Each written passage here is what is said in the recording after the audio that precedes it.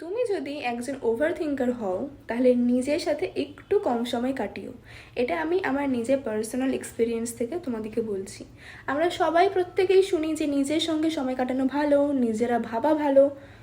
ঠিক, এগুলো সবই ঠিক, কিন্তু যখন তুমি নিজেকে ভালো রাখতে শিখে যাবে তখন। কারণ যখন আমরা চারপাশে মানুষকে দেখে নিজেরা একটু দুঃখ পাই বা ভাবি আমাদের লাইফে কখন কিছু ভালো হবে, তখন কিন্তু আমাদের মাথায় কন্টিনিউয়াসলি ওই ভাবনাটাই চলতে থাকে যে আমাদের লাইফে কিছু ভালো হচ্ছে না, যেটা কিন্তু ঠিক না। আমাদের লাইফে অনেক কিছু ভালো হওয়ার বাকি আছে। তুমি যতদিন না ভালো থাকতে নিজে নিজে শিখে যাচ্ছ, ততদিন যতটা সম্ভব কোনো না কোনো অ্যাক্টিভিটিসের মধ্যে নিজেকে যুক্ত রাখবে। যে কোনো কাজ, ছবি আঁকা হতে পারে, একটা হয়তো ফুল গাছ তুমি লাগালে, বা একটা কোনো বই পড়লে, বা একটা সিনেমা দেখলে, কোনো মন্ত্রও বলতে পারো। কোনো না কোনো কাজে নিজেকে যুক্ত রাখবে যাতে তুমি ওভার থিঙ্ক করার সুযোগই না পাও। বাই।